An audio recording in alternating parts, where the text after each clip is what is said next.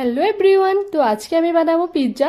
Pizza বানানো খুবই সহজ, ঘরে কয়েকটা উপকরণ দিয়ে এটা বানানো যায়। তার জন্য আমি পিৎজার জন্য ফার্স্টে এখানে 3টে টমেটো নিয়ে নিয়েছি। তারপরে এটাতে আমি সস বানিয়ে নেব। সসের জন্য এখানে কেটে নিয়েছি, এখানে আমি 2টো টমেটো নিয়েছি, এখানে আদা রসুন দিয়েছি আর একটু জল দিয়ে এটা আমি পেস্ট বানিয়ে নেব। এখানে দেখতেই পাচ্ছ এটা পেস্টটা তৈরি হয়ে গেছে। তার মধ্যে এখন আমি শুকনো লঙ্কা আর কাঁচা লঙ্কা ঢেলে দিয়েছি আর কুচি কুচি করে রাখা পেঁয়াজও এখানে দিয়ে আবার এটা পেস্ট বানিয়ে নেব আমি। তো সসটা বানানোর জন্য আমি কড়াইয়ে তেল বসিয়ে দিয়েছি, সরষের তেল। সেটাতে একটু আমি পেঁয়াজ দিয়ে দিয়েছি। এটা ফোড়নটা যখন এসে যাবে তার মধ্যে আমি বানিয়ে রাখা পেস্টটা আমি এখানে ঢেলে দিচ্ছি, দেখতেই পাচ্ছ। তারপরে এখানে লঙ্কা গুঁড়ো, জিরে গুঁড়ো আর একটু হলুদ গুঁড়ো দিয়ে আর একটু নুন দিয়ে এটা আমি ভালো মতো কষিয়ে নেব। এটা কষাতে হবে, তখন সসটা ভালো হয়। আর একটু এটাতে চিনি অ্যাড করতে হবে, সেটা আমি দেখাতে ভুলে গিয়েছি। তো একটু চিনি দিতে হয় সসটাতে। তো এখন দেখতেই পাচ্ছ আমার এটা সসটা তৈরি হয়ে গেছে।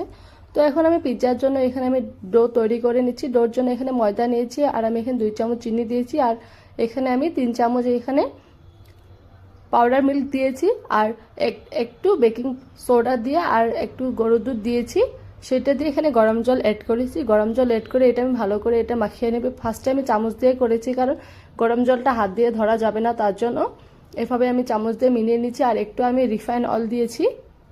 সেটা এখন ভালো করে এইভাবে ডোটা ভালো করে অনেক টাইম করতে হবে এইভাবে, তখন ডোটা নরম হবে, ভালো লাগবে খেতে।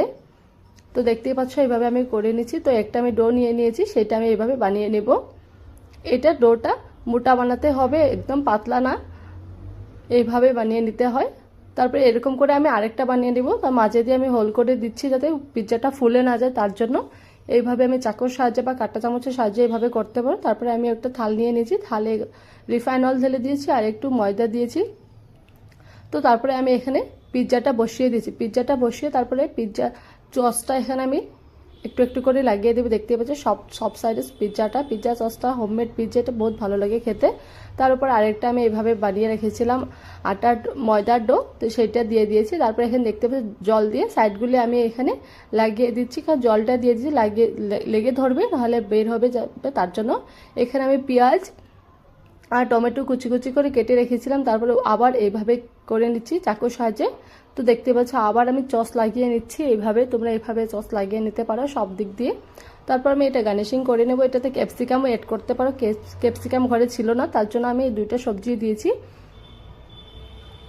এটা খেতে খুবই টেস্টি হয়। তুমি দেখতেই পাচ্ছ এটা পিৎজাটা দেখতে যতটা টেস্টি, খেতেও তত বেশি টেস্টি হয়।